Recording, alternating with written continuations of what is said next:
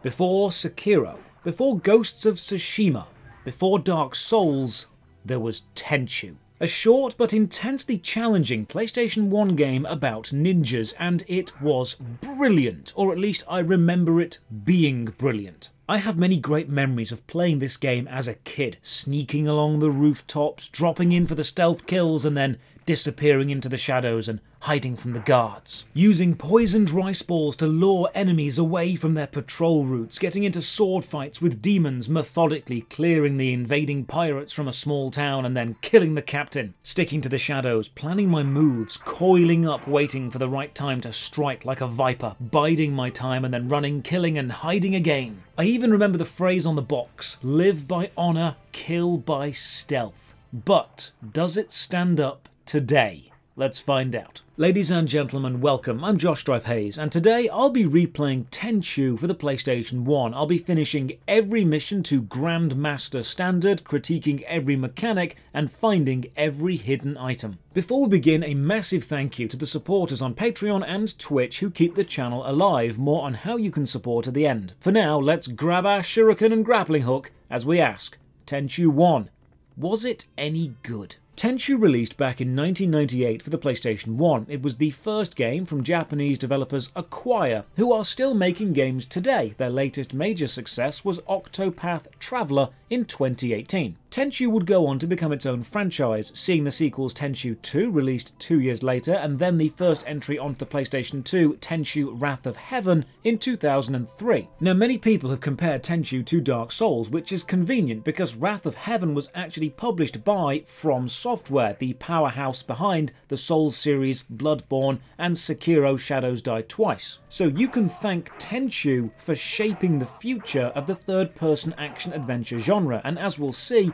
there are many design choices in Tenchu that went on to become industry standard. The game starts and the intro movie plays, a really nicely choreographed film-like sequence showing the general ambience of the game featuring the two main characters. Rikimaru, the honourable and serious ninja training alone in a misty forest, and Ayame, the arrogant and cocky ninja being aloof and laissez-faire. We see the aftermath of a battle and then some evil dude shows up and there's a fight. This is less of a defined story sequence and more of a general vibe set. And we'll see this is something Tenchu does a lot. It's more bothered about the feeling that a player has when playing the game. We do then see one of Tenchu's most iconic moments, the stealth throat slit, complete with gratuitous amounts of blood, and this is something we will see again, and again, and again, and again, and it never gets any less satisfying. Let's start with training. Tenchu does have a tutorial, but it doesn't explain the controls itself. You first need to go to the controller screen, memorize this, then go to the intro course. You can play any level as Rikimaru or Ayame. Both control essentially the same, but Ayame is very slightly faster and Rikimaru is slightly stronger in melee combat. Third-person camera, forward, backward, left and right turn you, so it's tank controls. Double tap a direction to dodge, hold R1 to crouch and sneak, and while crouching, double tapping a direction will make you roll. And if you hold R1 while up against a wall, you will press against that wall for stealth, and then you can hold L1 to manually look around. And already I have to praise Tenchu for its control scheme. You've got general movement and general dodge, then sneak movement and sneak dodge, and then interact with scenery, all with just 5 buttons. Now for combat, pressing square attacks. If you are standing still, you'll attack combo forward, doing 3 slashes and then a big slash, but you can attack to the right by holding right when you attack, or attack to the left by holding left. If you dodge forward and then attack, Rikimaru will do a long-range stab, and Ayame will do a shorter-range double slash. If you are moving backwards when you are attacked, you will automatically block any incoming hits, so even the combat system has depth depending on your facing, and your choice of movement during each of your attacks. So while this isn't quite Dark Souls yet, you can see the foundation for what will become that combat system. Movement-based attacks, high levels of player control, timing the enemy attacks to block and retaliate. Now, as fun as it can be to get into melee combat, Tenchu is a stealth game, and it rewards stealth gameplay. Melee combat is a messy affair. It's not smooth and beautiful, it's dangerous and slow. Enemies can knock you back and they can interrupt your attacks just as easily as you can interrupt theirs. They can gang up on you and enemies have a lot of health and they take a while to kill. The process of fighting, of waiting for an opening and dodging at the right time,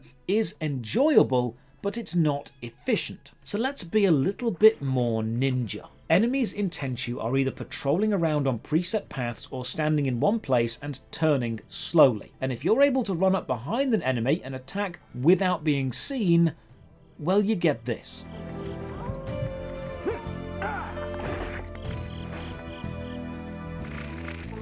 A cinematic takedown kill. And no matter how tough the enemy is, this is always a one-hit kill. And as we'll see later, one of the coolest design choices of Tenchu is the cinematic kill changes depending on the angle you approach the enemy from. When you're not killing, you're moving or climbing. You can jump up and hang from ledges and then pull yourself up, but to truly move like a ninja, you need to master the grapple. One of the only items you'll have access to in every level is your trusty grappling hook. Hold triangle to aim, place the crosshair on an edge or just any flat surface, then let go and you'll throw it out and zip on over. Does this mean you can drop down into an alleyway, slit someone's throat and then grapple away before the guards come? Yes, it means exactly that. Basically, imagine if Lara Croft was raised by Ra's al Ghul. Tomb Raider with swords. That's Tenchu. But how do we know where the enemies are? There's no minimap showing locations, no cones of vision. You've actually got very little information to use, and the limited render distance of the PlayStation 1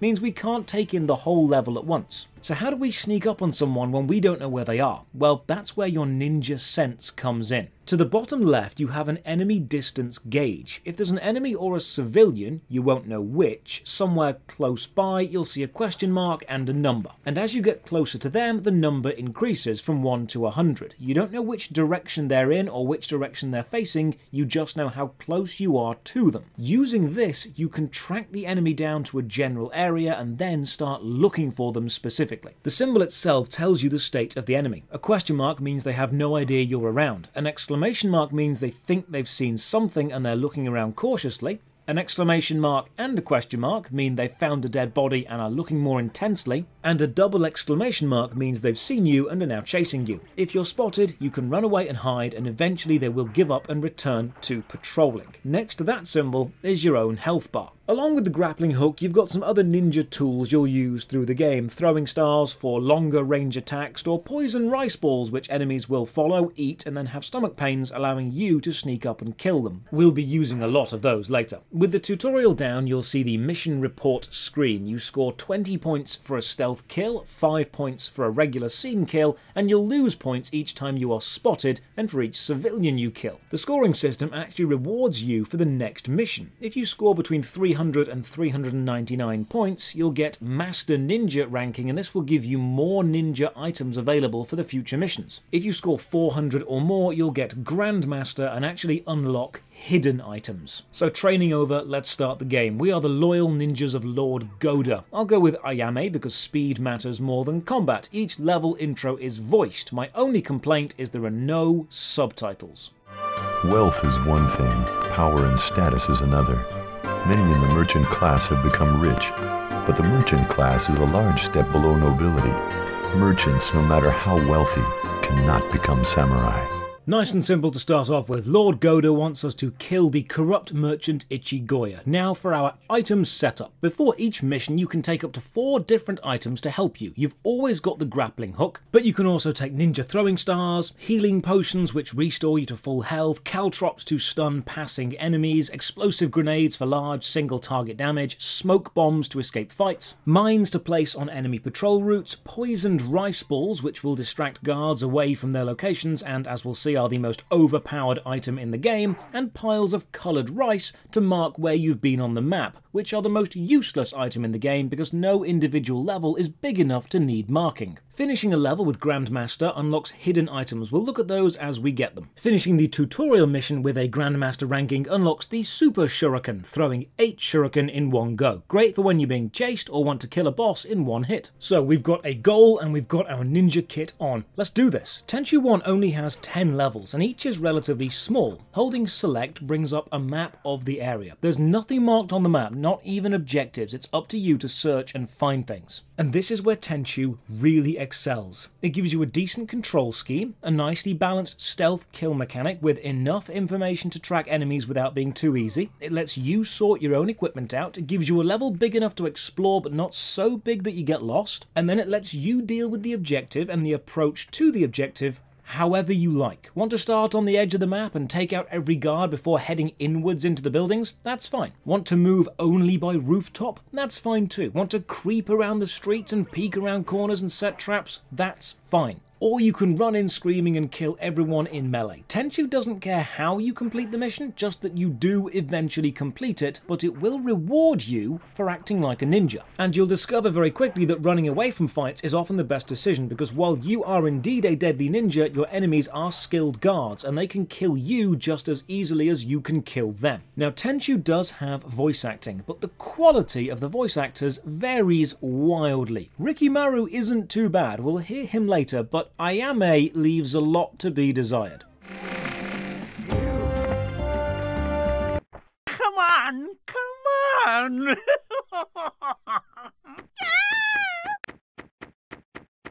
What? Who are you? You've been a bad boy.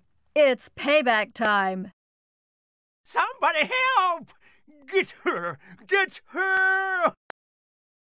It looks like you chose the wrong party to crash. I have come for Ichigoya, but I guess I have to deal with you first.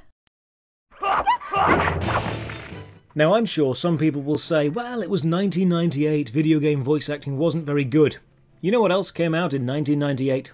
Baldur's Gate, Metal Gear Solid, and Grim Fandango. Tenchu had no excuses to be this bad. In most missions, you'll encounter at least one enemy, usually a scripted section, that you have to just fight face on, and these are both memorable but also the weakest parts of the game. The stealth is so much fun, and the combat system, while definitely acceptable, doesn't allow these duels to be as epic as they need to be to compete with the feeling you get from sneaking around the rooftops. The main problem with every single boss in the game is they all play out exactly the same way. Move backwards and block whatever combo the boss has, get 3 or 4 of your own hits in, and then just repeat. It's the same song and dance on every single level. Remember that the stealth kills will look different depending on your angle of approach to the enemy model, and sometimes you'll chop off entire limbs and watch the enemy just scream and bleed to death. This was some brutal stuff. Imagine you're enjoying your guard posting and then you spot a yummy rice ball on the floor, so you walk over to eat it and then someone just shows up and chops your arms off. What a day. Oh good, the game has dogs, and they're super fast and annoying. Yep, this is definitely the spiritual predecessor to Dark Souls. Throwing poisoned rice balls makes enemies eat them, but throwing rice balls at enemies already pursuing you doesn't do much, because they don't want to eat the food that you're throwing at them. I didn't think they would, but it was worth a try. Sometimes a mission will see your main target run off and you have to hunt them down, which can take you a while. You'll end up using the map and sweeping methodically through every room, hunting down your prey. The first level boss has a gun. Don't give him a chance to use it, just attack constantly and you'll be rewarded with more voice acting. My money! My money! You won't need it where you're going.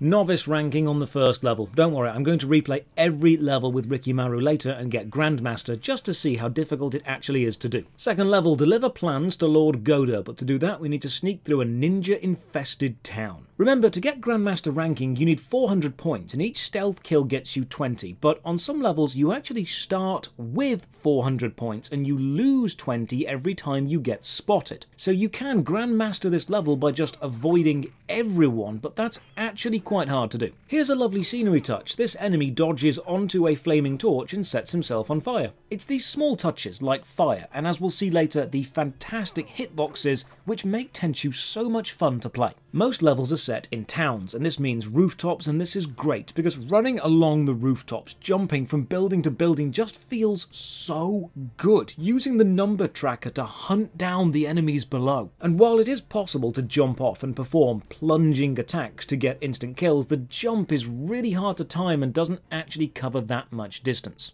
Now this is a level which just needs you to get through it, and that's a shame, because the objective by its very nature means you want to spend as little time as possible in this map, which means you miss the awesome map. I don't think it's a strength of the game to program a level to be ran quickly when one of the best parts of your game is using patience to plan an attack slowly. Ninja ranking, yeah, we're getting better. Third mission, a fellow ninja has been captured, Lord Goda needs us to go and rescue them. This mission starts in the forest, and unfortunately they've not really played up to the possible strengths of this environment, and this weakens the game. The trees are just vertical columns, there's no branches that you can sit on or stalk through, but there are these annoying wolves walking around. Removing the verticality from a Tenchu level removes one of the greatest gameplay elements, dropping onto someone from above. This level also introduces us to bottomless pits. Don't fall in, just use the grapple to be safe and move over. Jumping is a risk. The jump does not cover as much distance as you think it does. Check me out, honing my ninja skills, taking on 2 enemies, alternate my facing so my blocks always work, take down both in melee, taking no damage. Oh, when you pull something off in Tenchu,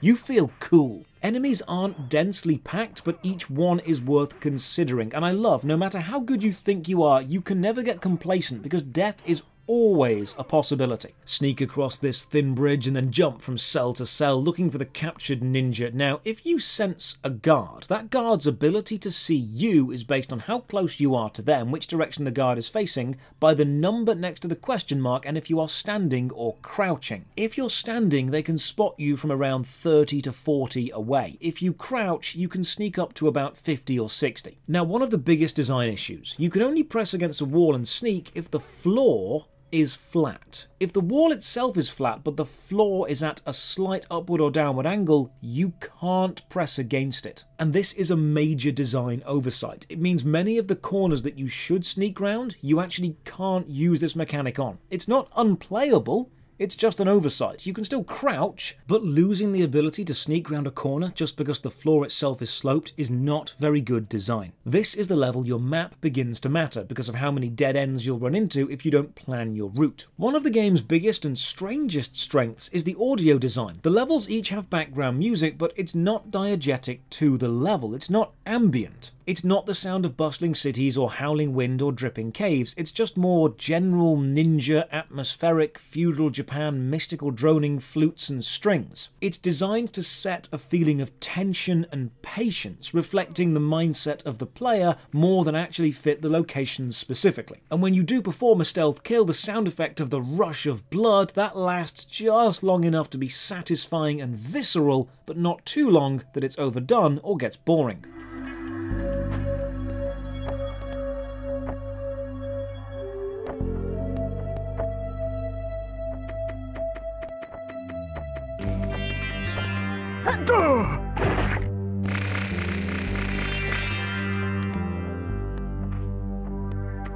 The next boss is Goo, a big slow tank of an enemy joined by 2 attack dogs. You defeat them by blocking and then waiting for the opening. This fight really highlights the issues with one-on-one combat in Tenchu. It's sometimes quite laggy, sometimes quite awkward to turn the camera, there's no lock-on to aim at one enemy, and for a game built around fantastic stealth mechanics, throwing in forced boss fights doesn't improve the game. I wish there was a way to escape the boss fights now and attack later using stealth to really enhance the idea of playing smarter, being a ninja, not just a mercenary. When Goo dies, a new character shows up, Onikage. He will become the main bad guy. He tells us to become a more worthy opponent and then leaves. In a nice touch, if you're playing as Ayame, you'll rescue Rikimaru. If you're playing as Rikimaru, you'll rescue Ayame. Master Ninja ranking, yeah, we're getting better, nearly at that Grandmaster. Next mission, Lord Goda has a feeling the local province is preparing to attack, so he sends you to spy. He is correct, so we need to get some information back to him. This means going back through a checkpoint. And this mission starts with a scripted battle, and the voice acting, and the writing, it's just so bad. Who wrote this and thought it sounded good? Please stop, right where you are. You seem to be in great haste for such a late hour. Where are you going? It's a beautiful night. You should be looking for a boyfriend, not playing with your dad's weapon. How dare you speak to me like that? I'll teach you some manners. Kill the girl guarding the gate, and now we need to sneak through this camp to the other side. We could take the main gate, but why do that when you've got a grappling hook? One of Tenchu's best design choices was not having a correct route through any level. Guards are randomly placed to make sure any direction contains at least some resistance, and the mobility offered by the grappling hook turns every level into a huge 3D playground with threats you need to either avoid or neutralize. This is why having the vertical design space and layers of horizontal floors matters so much. You want choices. You want to give the player routes, not just for escape, but also for falling back, regrouping, and then attacking from another angle. You want to know that you are mastering the world and becoming the invisible force of death. You are playing giant 3D hide and seek, but the loser gets decapitated. This is another get to the end level, which again I don't think works for Tenchu because it doesn't play to its strengths. You want to be the stalker, sneaking, hunting, planning, killing. You don't want to be escaping. You are the predator, not the prey. At the end of this level there is a quite nice narrative touch. Have a watch of this cutscene. What? A little girl like you defeated my dear sister? I just gave her a little lesson in manners. And you're next. No! In today's lesson, you'll learn how a Myojin Soga master uses swords to avenge his sister. The girl at the gate and the guy at the end, both mini-bosses, are brother and sister, and this is where Tenchu shines, in short, self-contained story elements within a single mission. There is an overarching plot, but you'll never spend enough time with any NPC to actually care about them. There is a general story thread, but it doesn't really pick up until mission 8. Tenchu is at its best when it just allows you to be a ninja and gives you all the relevant story for that mission within that mission. This isn't Journey to the West. It doesn't need an epic story. It just needs short, densely packed, choice-heavy ninja missions. And here's a lovely touch. If you die to any of the mini-bosses in the game, there's actually a scripted death for your character, and it's unique for each mini-boss with unique dialogue. Tazu, I have avenged your death. This does, however, highlight one of the game's issues. Dying on any mission means restarting the whole mission. There are no checkpoints within a mission, and all in-game cutscenes are unskippable. So, if you die on a mission repeatedly, you'll get really familiar with the starting dialogue. Lovely touch. Enemy arrows and attacks can hit other enemies, so you can position fights and use enemies as human shields, and I absolutely love this. Group fights aren't pretty. They're not fluid, but they are consistent. Enemies follow the same rules as you.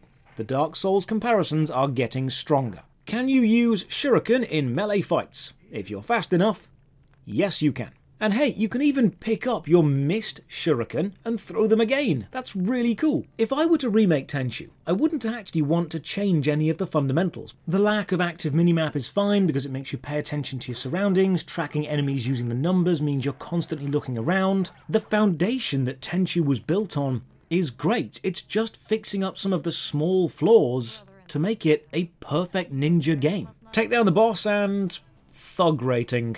Shame. I'll do better on Rikimaru's runs. And now for some casual 90s exploitation. Finishing missions with Grandmaster ranking unlocks powerful items, and one of the items is the ninja armor. In normal missions, Rikimaru wears black ninja clothes and Ayame is slightly more flamboyant, but if you equip the armor, Rikimaru now has a more shinobi-style look and Ayame dons some iron plates. But if you equip the armor, and then on the equip screen press left left down down square square triangle circle, and you're playing as Ayame, you'll start the level in her alternate armor costume, which is a little more, shall we say, cheeky. One of the greatest tragedies of Tenchu never quite making it into the mainstream is how many potentially fantastic Ayame cosplays we will never see. Rikimaru unfortunately does not get any secret armors. Look, I'm all for hidden armors, just make it fair. This mission sees us hunting down another corrupt merchant. It seems there's an awful lot of corruption happening in Lord Goda's provinces. Another small issue. The mission objective is given to you at the start, but if you go and grab a drink and come back and you forget what you're meant to be doing, there is no objective screen or reminder. But that's sort of okay because every mission kind of devolves into hunt down and kill everyone anyway, because it's just so much fun to do that. Seeing the numbers on your tracker, stalking across the roof, spotting your prey, checking for witnesses, dropping in, taking them out, and then quickly hiding again is such a rewarding gameplay loop. Now the world itself is quite blocky and square. Buildings are always nice, clean and flat, open centres of big flat floors. The world itself isn't too varied mechanically. There's no major difference between all the towns, and all the forest levels are very similar. I feel there's definitely unexplored design space in the level layout, and it's likely the limits of the PlayStation 1 demanding the levels be nice and simple, but remember, Tomb Raider 1 released 2 years before Tenchu, and that had an incredible amount of level variation and underwater sections. Find the merchant's bodyguard, defeat them in combat, and just before they tell me where the master is, a golden arrow flies through the night and kills them. So we hunt down this mysterious archer. And now a really interesting bit. This fight plays out differently depending on who you are playing as. If you're playing as Ayame, you'll get some absolutely horrible, extremely American, cheesy dialogue. Enjoy. I may have made mistakes, but I allow no women to scold me like that. You shall die by my arrows. Your arrows are like you, weak and twisted. I fear them, not.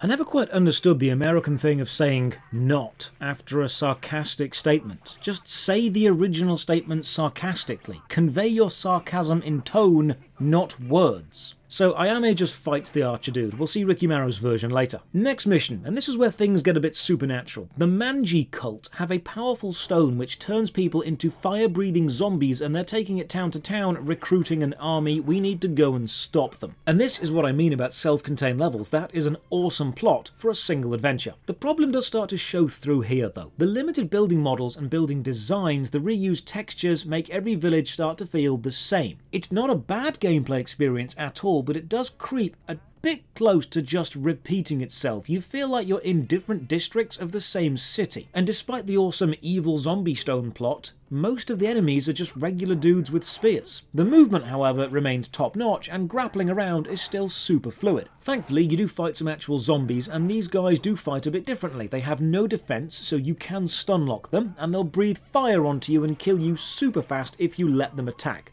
They're also creepy as hell. This is better design though. A huge multi-leveled tower we can grapple our way up and ninja our way through. A sleeping archer. Sorry buddy, you snooze you lose. No time for mercy here. Grapple up the platforms inside the tower, jump onto the head of a giant stone statue and trigger the next boss. I know what you want. You want a stone. It's safe inside my belly. You're not going to get it.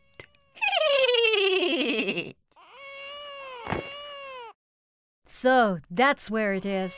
It just means I have to gut you to get it. Tenchu seems to have a thing for physically large but mentally slow bosses. Unfortunately, this one is joined by a zombie and I die to the fire. And remember, dying at the end of a level means redoing the whole level. This is where Tenchu's supposed legendary difficulty comes from. The game isn't unfair, it's just challenging and unforgiving when you do make a mistake, and it will set you back about 20 minutes. I even try to stealth this boss, hiding and seeing if they'll drop aggro on me, and they just don't. You can never stealth attack a boss. They will always face where you are. After killing the large stone-eating demon, Onikage shows up again and we fight, and he is fast. He kicks and punches, but he's got almost no attack telegraph, so if you're blocking cautiously and then decide to attack, he will almost instantly counter you. And sometimes his overhead kick will break through your block, and if you do get knocked down, when you stand up, you can sometimes accidentally stand up into damage and get knocked down again. And dying here means doing the whole level, including the boss, again. It seems the best way to win is to just mash attack and be super aggressive, and this is an extreme paradox of game design that I don't like. Be stealthy and patient for the whole level, and then just mindlessly mash attack to kill a boss. It's such a jarring switch of focus. Next mission, one of my absolute favourites, probably the mission which really captures what Tenchu is all about. Pirates and barbarians have overrun a local port town. You need to kill them all and then take out their leader. The danger here is the enemies are more numerous, they have longer sight lines, faster patrol routes, and they're armed with guns. So unlike arrows, which have a flight time in the air, guns are instant hit-scan hits against you, so being stealthy really matters. This is the mission, where you either become a ninja or you struggle. And once you do become a ninja, once you embrace the rooftops, the alleyways, the shadows, once you start stalking, hunting, stealth killing and escaping, once you decide to slaughter the whole city and never be seen, Tenchu makes you feel like a complete badass. Drop in, kill, leave. If you're spotted, run away, hide, wait, plan, return, extract vengeance. This is a brilliant level. You've got large open sections to avoid or run across quickly, a town to sneak around, a ship to board, a huge amount of enemies carefully placed to cover each other, so you need to distract them and take them out one at a time. You are outmanned, you are outgunned, but you are not outclassed, and that is what Tenchu does better than almost any other game at the time. It puts you into a situation where you do not have the advantage, but you can still win. Sneak onto this ship by wading out into the water. You can't swim underwater, and annoyingly you can't hide while in the water. You'll always be classed as standing for visibility sightlines. And when you enter the water, even if you do creep in slowly, you'll create a loud splash which alerts enemies. They didn't really plan water stealth all that well. Grappling onto the back of the ship feels awesome though, another massive advantage of letting the player do whatever they like. When the boss appears, he speaks in another language, which is a lovely touch for the whole foreign pirate idea. During the fight, there's an archer off the boat, so I leave to kill them, and this is again great because triggering a boss does not lock you into a boss arena. It just means that boss is now in the level. You can leave the boss location, kill everyone else and return, or you can just throw shurikens at them from a distance. Oh, 385 points, so close to Grandmaster. Don't worry, I'm going to do it soon. 8th mission, Princess Kiku has fallen ill and we need to find a rare herb which grows atop Mount Shiba. The only issue, demons guard the mountain. And this was probably the most disappointing moment because those demons that are guarding the mountain, they are just regular dudes with spears with a lot more health if you happen to get into combat with them. Nothing demonic about them at all. You start this level in a huge open forest section with multiple wrong routes around the edge, caves leading to nowhere, encouraging you to use the map. And when you do find the correct route, it's pretty much a straight line up the mountain past the patrolling guards. The most difficult part of this level is not accidentally running straight off the edge into death. Stealth is much harder with only one horizontal plane to approach from, and when I grappled to this waterfall and didn't find a secret behind it, I was very disappointed. This level does, however, firmly establish the most dangerous thing in the Tenchu universe is gravity.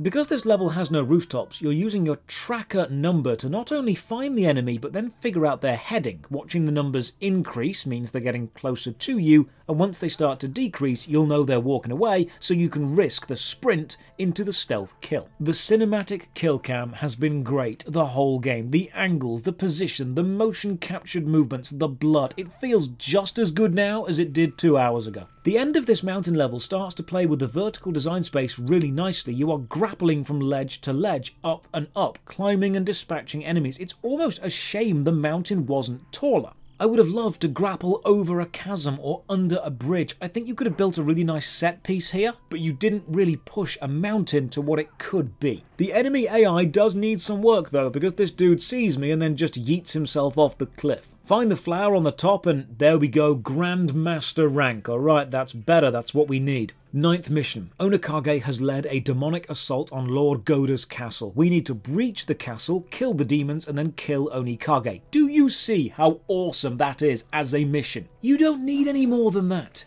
I don't need to know who I'm working for, I don't need to know what the overarching plot is, just tell me that I'm a ninja on my way to liberate a demon-infested castle. I am on board with that idea. The demon ninja are far more observant, they turn quicker, they have even more health, so I'm throwing rice balls to distract them and then dropping in for the kill, grappling away and sneaking up on the next one. hoping I don't get caught in a 2-on-1 fight. This is one of the best levels. My job is to review games, to keep detailed notes on the mechanics of those games. And while playing this level, I had so much fun, I just stopped writing notes. It's that beautiful moment of spotting an enemy, looking around to make sure you're alone, waiting for them to turn. It's those tense, still moments with bated breath before the pounce and dash for the kill. It's the climbing through the castle interior. It's the scaling the outside walls, avoiding the innocents, hunting the demons, knowing you are in the heart of enemy territory. You're an unknown, invisible force of death. You don't need to kill every enemy on a level to finish that level, like the sleeping enemies, or the calmly patrolling around the edge enemies. You actually have no reason to even be on this part of the map.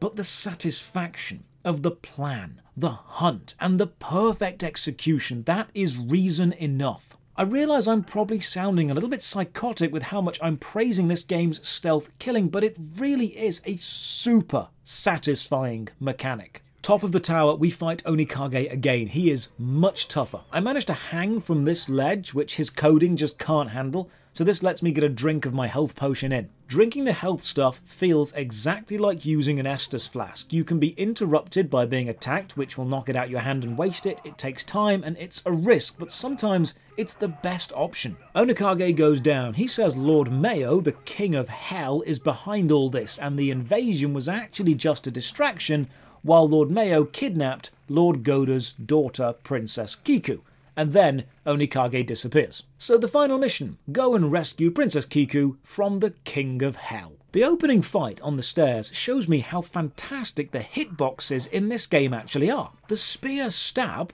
goes right over me, or just to the side. They have mapped the hitboxes to the models of the weapons. Tenchu really was the spiritual predecessor to Dark Souls in so many ways. The strangest thing about this level is the music. We've gone from traditional Japanese ambience to tense, waterphone cyber horror, digital noises with low bass. Just listen. Remember that Tenchu uses its music to evoke a feeling instead of necessarily represent a place. And this is the feeling the last level wants you to have.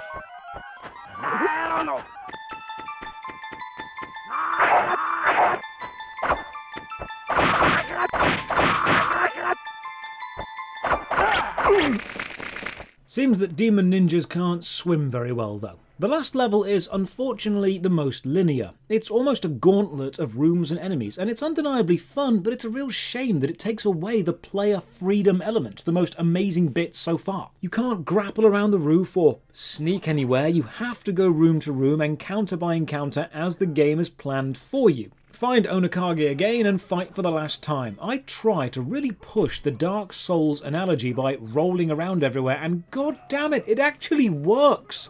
I was doing that as a joke, but I may have found the best tactic. Rolling and attacking, you can't make it up. Kill Onikage, slash this boulder apart, and jump into the final cave. The movements of the zombies combined with the music create this deeply unsettling ambience.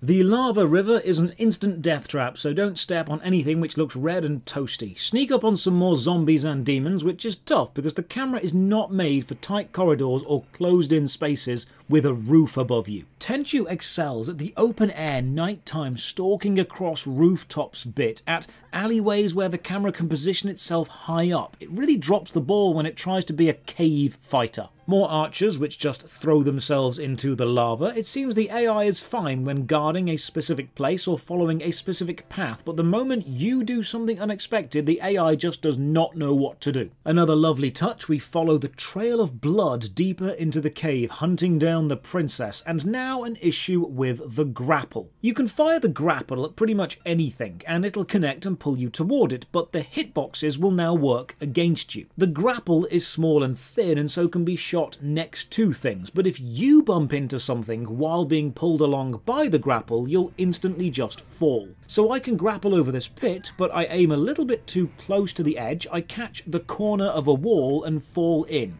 This lava trap is now super annoying because you can't climb out, and you can't aim long enough to fire the grapple before the damage forces you to stop aiming. But you also don't die instantly, so you're forced to wait as you slowly cook. Find the final tomb, fall into a massive room and fight the Lord of Hell. Now this fight has mechanics and is somewhat unfair. He will shimmer into a fade, then teleport behind you and rush at you, which can be dodged if you're quick. But then he'll raise his sword up and lightning bolts will shoot out of it, which cannot be dodged. You are going to take damage in this fight. There's no way around that. Apart from that, just keep wailing on this dude and eventually you'll kill the King of Hell with the power of ninja. Then there's a final cutscene. Whichever character you're not playing as shows up and rescues Princess Kiku, and then you escape the crumbling temple altogether. However, a boulder blocks your path, so spoilers, Rikimaru now sacrifices his own life to lift the boulder and let Ayame and Kiku escape. We then see Ayame place Rikimaru's sword into the ground out of respect. And that's it.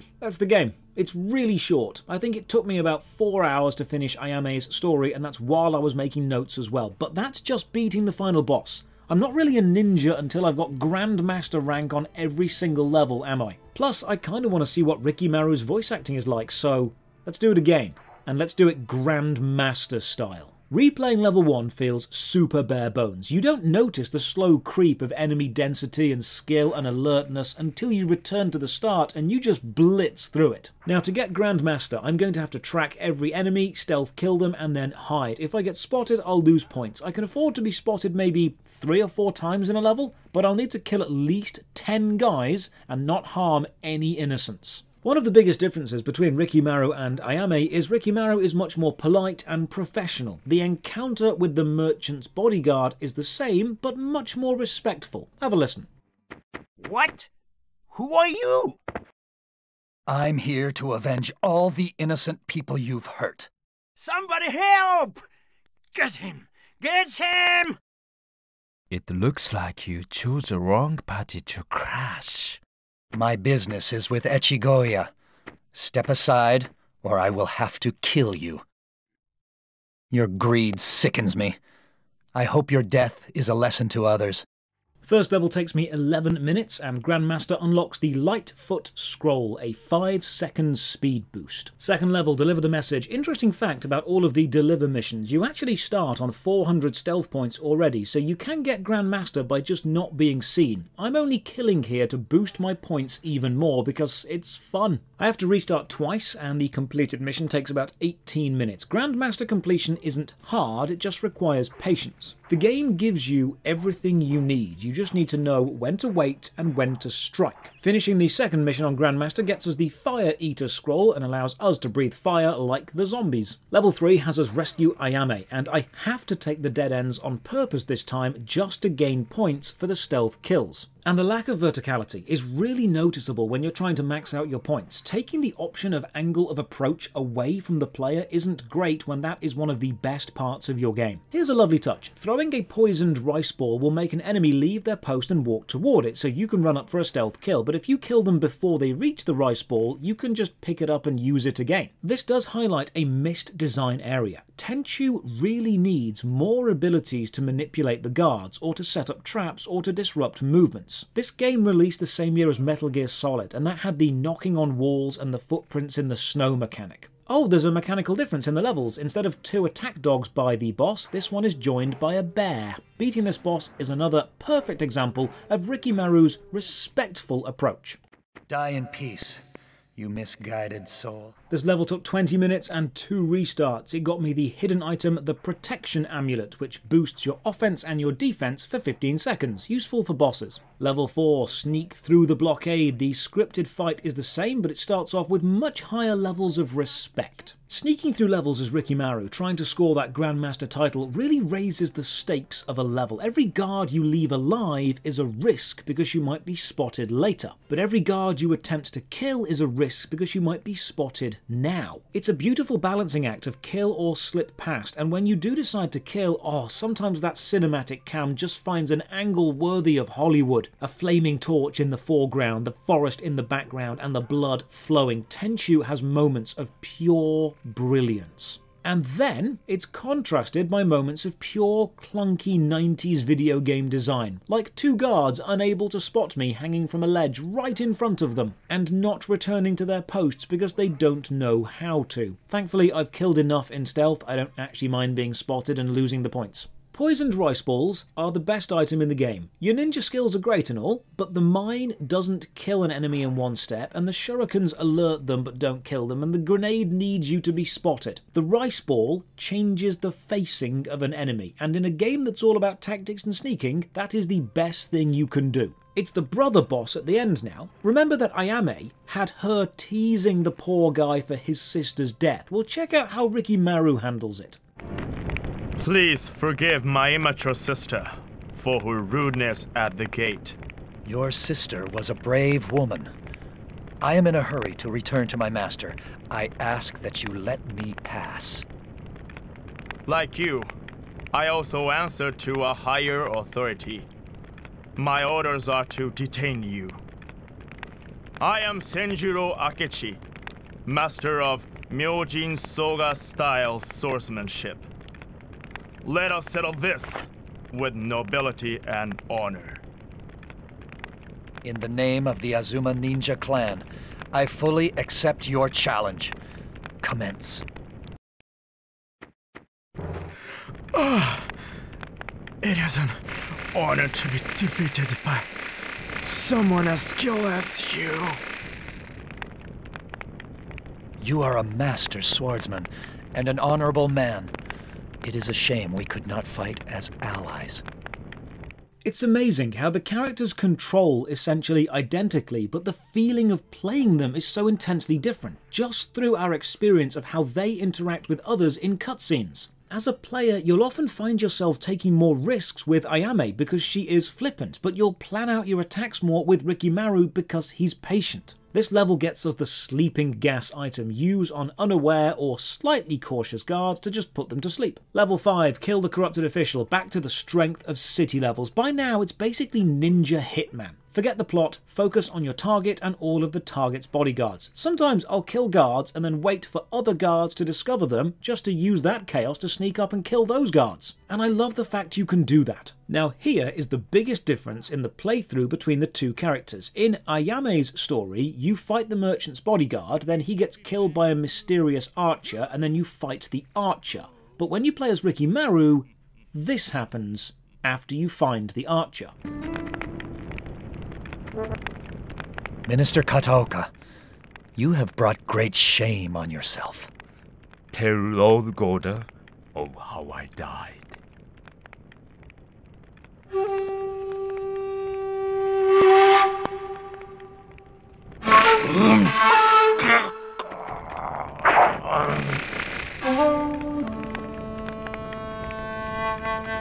I will inform Lord Goda of your honorable end. See? A little respect goes a long way. Didn't even need to fight the guy. Completing this level unlocks the Ninja Armor, a passive buff which grants 30% damage absorption. Level 6, the magical zombie-making stone. Finishing the previous level on Grandmaster has unlocked the Ninja Armor, and wearing it reduces combat damage, but I feel they've really missed a trick here, because combat is not the focus if you want to achieve Grandmaster. Stealth is. So why doesn't the armor give bonuses to stealth? Have it so I can sense enemies from further away or get closer without being seen. Let me blend into the walls when I hide by them. Why have you rewarded me with something which improves my melee combat when that's the one thing that I need to avoid to get high rankings? I've also got the boss timings down now as well, almost a no-hit kill. And even Onikage is pretty easy when you realise all you have to do is attack twice, wait for half a second, and then attack twice again. The computer will always try to attack you in that brief half a second window and you'll always knock them back. Stun lock combo is go. 2 restarts and 18 minutes later and we are over halfway to Grandmaster completion. We also now have the Shadow Decoy, a bouncy ninja doll which distracts enemies. And now the best level in the game by a country mile, which also has the best hidden item, achieving Grandmaster status by clearing the barbarians and pirates out of this port village. This is it. This is the moment. You are stealth. You are the knight. You are Batman if Batman had no problems decapitating people. When you run from rooftop to rooftop and you sense someone and you creep, you spot them, they are already dead the moment you've seen them. All you're doing is planning the exact method. Maybe you'll throw a rice ball. Maybe you'll just drop down, run up and kill them, and before they've even finished bleeding, you are back into the shadows. Tenchu is a seriously underrated game, unfortunately overshadowed by the other major releases of the year, but this gameplay still holds up today remarkably well. I often talk about games needing to decide what do they want the player to feel when playing them and then hone in on that feeling. Many modern games put so many systems in because developers think it improves them, or the marketing people demand it. They want to be able to slap every genre onto the game and sell it as everything. But Tenchu sat down and said, we want the player to feel like a ninja. That's it. No stats, no leveling up, no crafting system, just pure ninja. And they nailed it. There are, of course, still areas to improve on. The water does need stealth mechanics. We need more varied locations, but don't worry, they pretty much sorted all that out in Tenchu 2, which I will cover in the future. 20-minute level, 3 restarts, gives us the Resurrection Leaf, a brilliant hidden item. If you are carrying one when you die, the leaf will be used up, but you'll get up with full health. I actually need this to beat the final boss. Level 8, climb the mountain to find the flower. I start this level the same way I started it with Ayame, carefully sneaking around the edge and then rolling off and dying. Gravity has killed me more than any individual enemy. The music in this area is rhythmic and it slowly lulls you into a zen-like state of killing. It's comfortable, it's soft, it makes the stealth part a beautiful dance. Once you're comfortable with tracking enemy movements and grappling around, this is almost a relaxing level. Oh, it's also quite rare, but some stealth kills don't just do the throat slit, they do a full-on decapitation.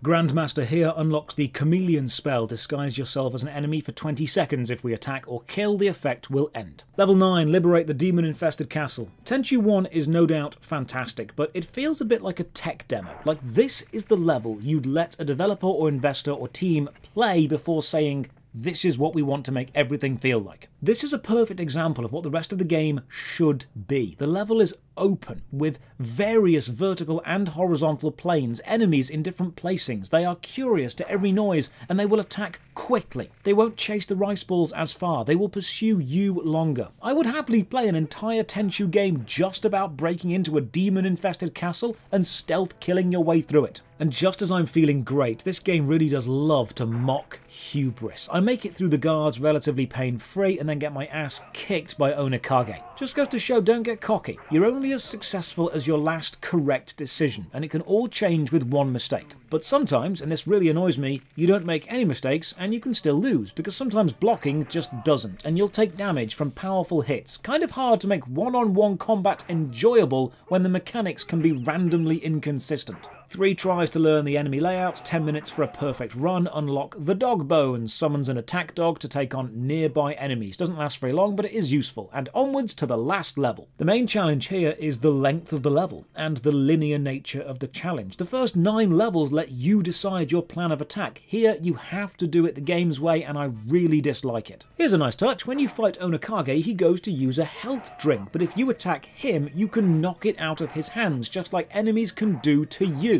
Enemies and players following the same rules is fantastic. It grounds the game as fair. Finished the Onikage fight on 7 hit points, which means it's now a case of simply perfectly sneaking through the caverns, avoiding all the guards and all the fire-breathing zombies and all the demon archers. Thankfully, that's exactly what the game wants you to do. Hey, I even managed not to clip myself into the lava this time. Find a HP potion before the boss, which is good because I know there's unavoidable lightning damage. Drop down and start the fight. Thankfully, I've taken one of the magic life-restoring ninja leaf items, which comes in very handy and saves me. I kill the King of Hell, the ending cutscene remains the same, and we unlock the Decoy whistle, which makes all alerted enemies stop looking for you. I'm not quite sure what the point of unlocking a hidden item by maxing the final level is, but I can now proudly say I've got Grandmaster on every level on Tenchu 1, and it was extremely fun to do. So was it any good? Usually, restarting a level or trying to 100% an old game is frustrating or unfair, but Tenchu actually had me smiling on every attempt. I was training. I was becoming a ninja. I failed because I made a mistake, or I didn't spot a guard quick enough, or I got cocky, and when I succeed it's because I improved, and I love this. The city levels, with their use of sight lines, walls, rivers, bridges and multi-height buildings are terrific, really playing up to the game's strengths. Fluid movement with the grapple, and stalking your prey through the city streets before dropping down for the perfect kill. The forest and mountain levels lose a lot of the charm and the tactical variety of the city, but they are enjoyable diversions. The variety of items is a nice touch, and the process of choosing what you take on each mission gives you a real sense of ownership over that mission. It was your choice to go equipped that way, so use your choices to win. The forced one-on-one fights are the worst bits, only serving to highlight how incomplete and clunky the fighting system feels compared to the process of stealth killing, but it's still far from bad. It's just not the focus of the game, and it's a shame they forced those fights in. There are many things missing. Weather effects, underwater stealth, extended stealth manipulation of the enemies, and there are aspects which feel incomplete. The battle armor only helping combat, the shurikens being short range, but if you can overlook these design flaws, because Tenchu focuses on the feeling of being a ninja. Not the world, not the story, not the plot, not the graphics, not the bells and whistles, just the simple idea of making you feel like a sneaky killing machine. Tenchu didn't need to look the best or sound the best, it just needed to make you feel like a ninja. And it does. It's an extremely short game. You can finish both characters in about 6 hours, but it's a great experience, and it's probably still one of the best ninja video games. So to end the review, I will happily award Tenchu 1. All of Lord Goda's enemies die by this blade. Out of 10. Cheers for watching. Another huge thank you to all the supporters on Patreon and Twitch who keep the channel alive and allow me to make longer form videos. You can support from only £1 a month. Check the video description for links to the Patreon, Twitch, Twitter and Discord. And as always, remember. Let us settle this with nobility and honor. In the name of the Azuma Ninja clan, I fully accept your challenge. Commence.